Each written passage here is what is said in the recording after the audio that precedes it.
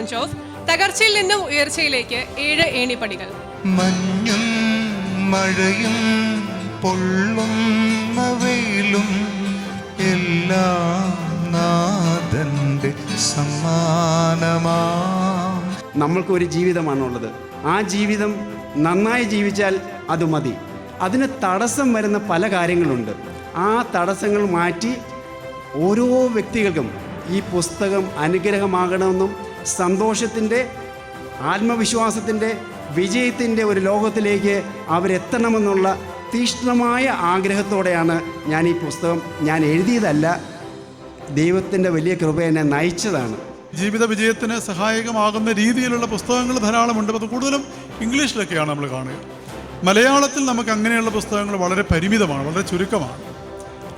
ആ ഒരു ശ്രേണിയിലേക്കാണ് തോമസ് സാറിൻ്റെ ഈ പുസ്തകം ഇന്ന് പ്രകാശിതമാവുന്നത്.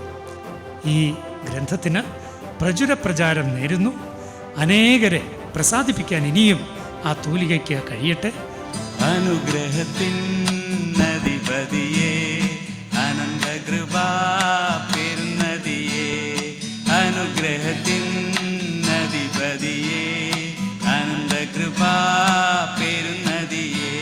ഇന്ന് വായനാശീലം കുറഞ്ഞിരിക്കുന്ന ഈ കാലഘട്ടത്തിൽ തോമസ് മൈലാടൂരിനെ പോലുള്ള ആളുകൾ പുസ്തകം എഴുതി അതിങ്ങനെ പബ്ലിഷ് ചെയ്ത് ജനങ്ങളെ അറിയിച്ച് പ്രസിദ്ധീകരിക്കുന്നതുകൊണ്ട് വലിയ ഗുണമുണ്ട്. അതുകൊണ്ട് വലിയ സന്തോഷത്തോടു കൂടി ഈ പുസ്തകം ഇവിടെ ഇന്ന് പ്രസിദ്ധീകരിക്കാൻ നിങ്ങളുടെ മുമ്പിൽ എല്ലാവരുടെയും അനുവാദത്തോടു കൂടി ഈ പുസ്തകം പ്രസിദ്ധീകരിക്കുന്നതിന് എനിക്ക് വലിയ സന്തോഷമുണ്ട്.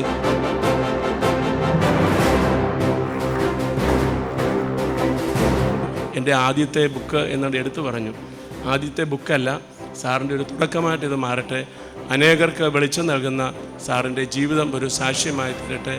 ദൈവം തരുന്ന അനുഗ്രഹങ്ങളിൽ ആനന്ദിച്ച് ദൈവത്തെ മഹത്വപ്പെടുത്താൻ അദ്ദേഹം എടുത്തിട്ടുള്ള ഈ ശ്രമത്തിന് എല്ലാവിധ വിജയങ്ങളും കൈവരട്ടെ എന്ന് ആത്മാർത്ഥമായിട്ട് പ്രാർത്ഥിക്കുന്നു. ഒരു സ്വപ്ന സാക്ഷാത്കാരം തന്നെയാണ്. കുറേ കാലമായിട്ട് തോമസായിട്ട് ഇതിൻ്റെ പിന്നിലായിരുന്നു. അപ്പോൾ പുള്ളിയുടെ ഐഡിയാസൊക്കെ സ്വരൂപിച്ച് കൊണ്ടുവരാനും അതിങ്ങനെ പുസ്തക രൂപത്തിൽ എല്ലാവർക്കും ഉപകാരപ്രദമായ രീതിയിൽ സൃഷ്ടിക്കാനും കഴിഞ്ഞതിൽ വളരെയധികം സന്തോഷിക്കുന്നു. അപ്പം ഞങ്ങൾക്ക് കുടുംബയോഗത്തിനെ സംബന്ധിച്ച് ഇതൊരു വലിയൊരു മോട്ടിവേഷൻ തന്നെയാണ്.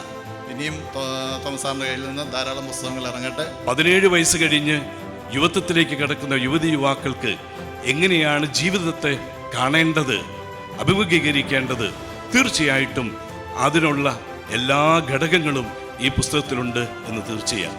ഇനി 70 കഴിഞ്ഞവർക്കോ എങ്ങനെയാണ് വിശ്രമജീവിതം മനോഹരമാക്കേണ്ടത് എന്നും ധ്യാനിക്കുവാൻ ഈ പുസ്തകത്തിൽ ധാരാളം കാര്യങ്ങൾ ഉണ്ട് എന്ന് തീർച്ചയാണ്.